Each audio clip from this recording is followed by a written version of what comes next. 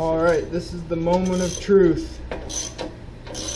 We're about to find out. What is up, guys? So last time you saw that we took the boat out of the engine. Took the engine out of the boat. But anyways, now that we do have the engine out of the boat, what I want to do now is start taking it apart. We're going to take off the intake exhaust manifold. We're going to take off the head of the engine, the alternator. We're going to remove the oil pan underneath so that way we can see the crankshaft. And we're just going to figure out what was really seizing up this engine, guys. Before I start removing all those pieces from the engine, I am going to go ahead and drain the oil from the engine first. So let's go ahead and do that. Alrighty guys, just takes a 9/16 size wrench.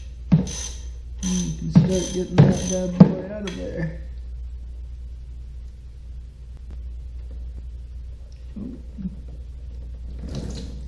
And that is water. You really don't want to see water inside your oil pan, inside the crankcase on the inside of your engine. Water's not supposed to get in there.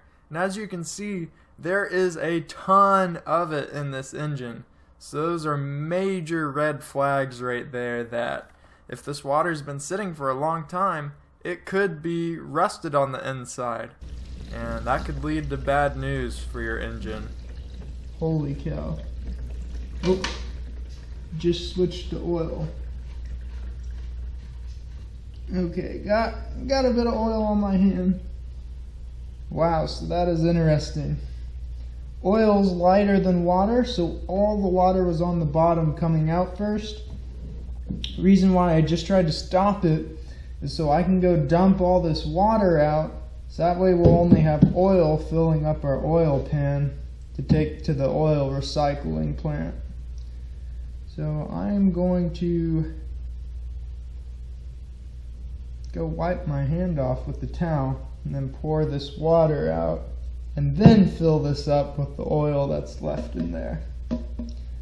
That is pretty crazy how much water just came out of there. That is not a good sign. Alright, now to let the rest of this oil come out.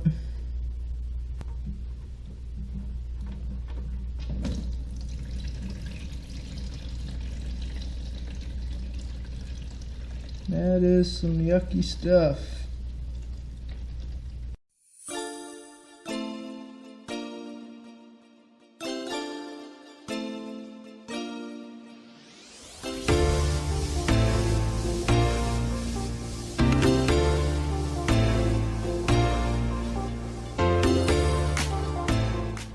Alright, so now that we got all that oil drained out, I'm going to go ahead and unscrew the oil pan off the bottom, and then we're going to be able to look at that crankshaft to see just how bad the rust is going to be.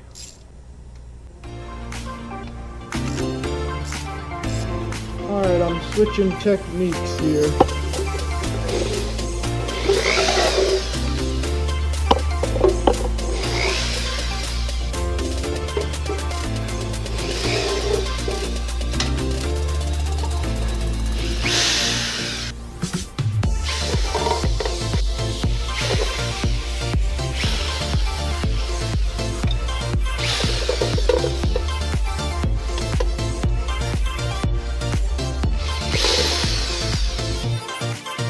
From all these screws I just pulled out, there is one that is longer than the rest, and this one goes up in the front corner here.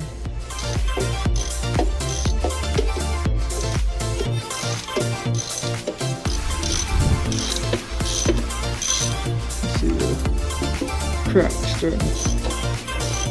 We're about to find out.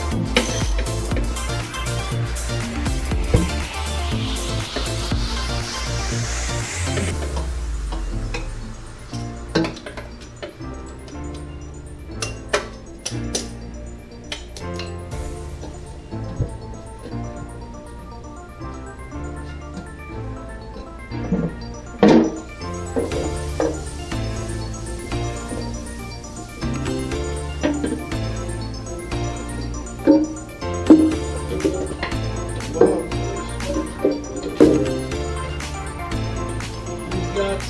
milky oil in there. Crankshaft doesn't look that bad. I'm impressed. Well guys, what I just realized that honestly I didn't see at first, but now I do, is that up under here, this is a rod, guys. This is a rod that got thrown. That's why the engine seized up. I can tell you that now. Well guys, I nearly had a panic attack thinking this rod coming down here was one of the piston rods that had been thrown. Turns out that was a false alarm. That is actually just the case for the oil dipstick that goes down there. So there are no thrown rods as far as we can see now, which leads me back to my original thought that maybe what's seizing it up is just that the pistons are stuck inside the cylinders up here. So we're going to go ahead, lower this bad boy back down to the ground, and then work on removing the head of the engine.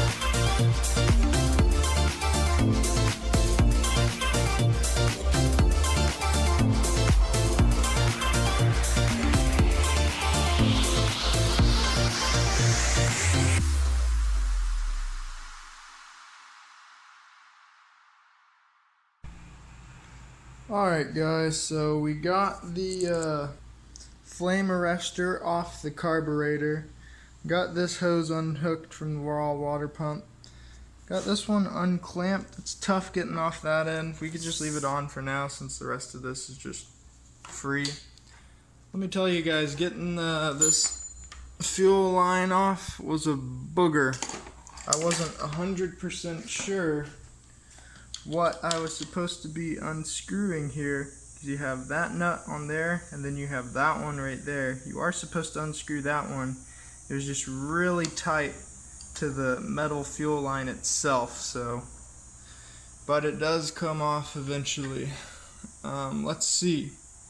So next what I need to do is I think I'm just going to go ahead and take off this whole intake exhaust manifold. It's a 2-in-1, so you've got the exhaust coming out there, you've also got the intake coming in here with the carburetor. There's a bolt here, here, here, and there. And that should be all it takes to get that part off.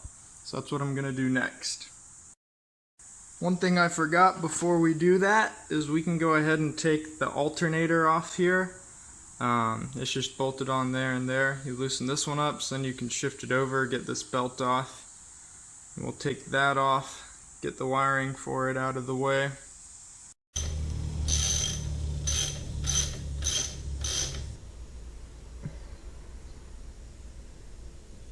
Got this black one going to purple. Then we've got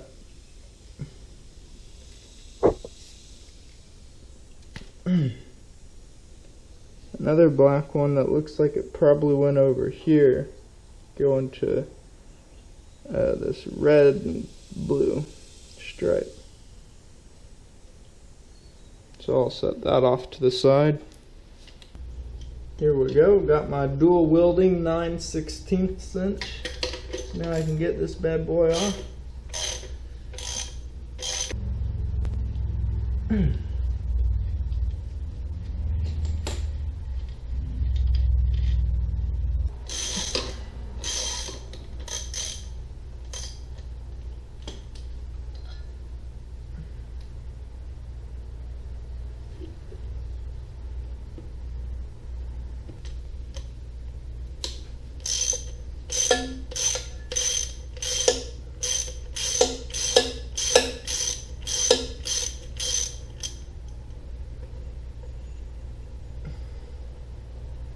tiny bit of rust in there. Not too bad, you know. Well, this one's sure on there good.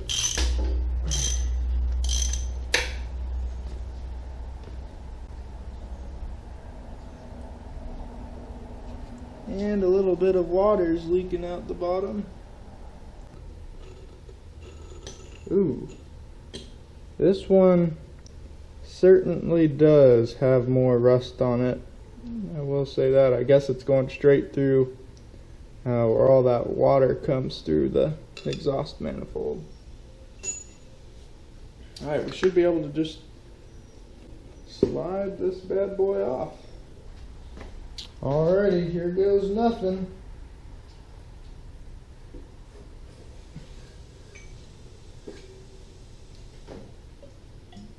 Wowzers. Holy cow, guys. Well, I think we found the problem. See all this rust in here? I know there is water that runs through this, but it does not run through these main ports here. That water runs through these tiny little slits here above all that. It's not supposed to be in here. This is coming straight from basically the inside of the engine where the rods and pistons and everything are. If you look over here, we can see ports look good over here. A little bit of rust there. Look good here. You can see though, this looks like burnt or something right there. I don't know. On this one, tons of rust. And if you look inside there, guys, that rust is all over the rods that are inside there.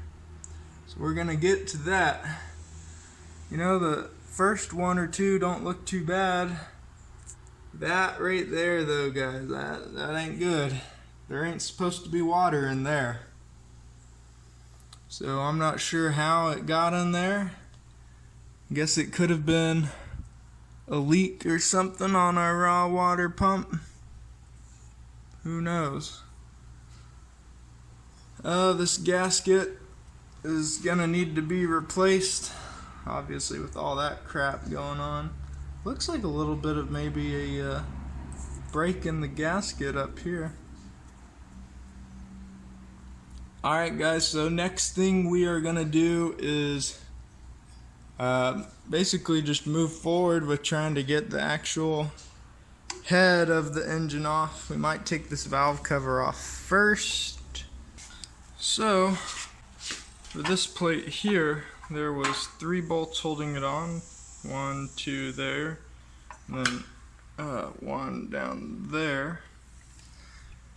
These kind have this fancy little star shape on them. Let me tell you guys, you don't need a fancy bit or nothing for that. All you need is just your regular socket. This is a 3/8 inch size. You just need a 12-sided socket instead of a 6-sided. So that's all it is. Nothing special there. I know that's the manufacturer's way of saying, stop, don't take this out, turn back now, take it to the dealership. There you go.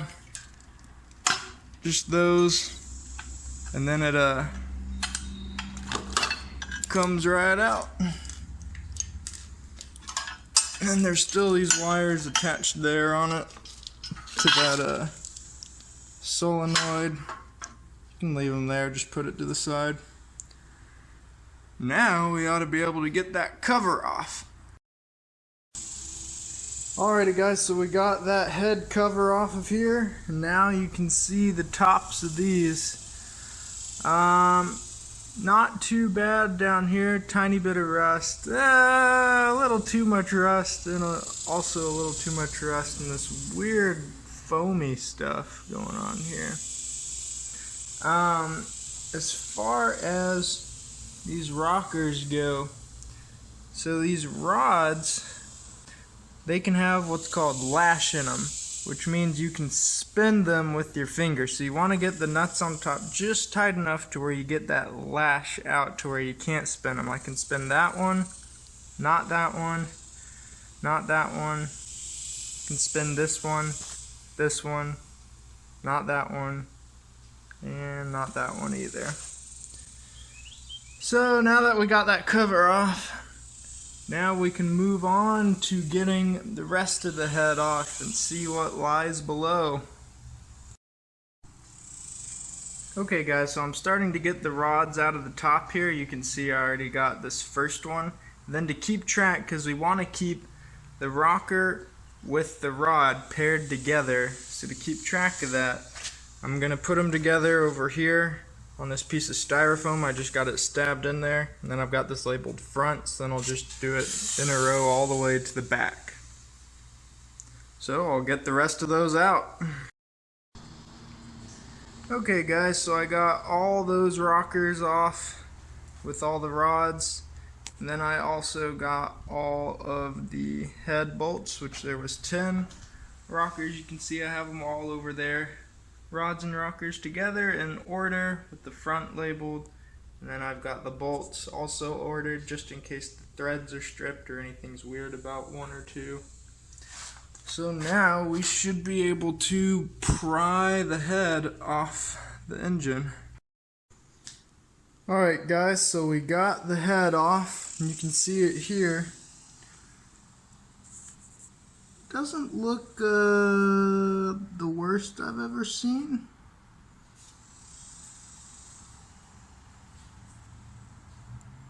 And then inside the cylinders doesn't look terrible. What I will say though is that, so this one you do see some yucky, some rust and whatnot. On this last one, it has held this Marvel Mystery Oil like it's nothing. It has not leaked through at all, whereas all these other ones did. So that's interesting, I guess. Not sure if that's good or bad yet.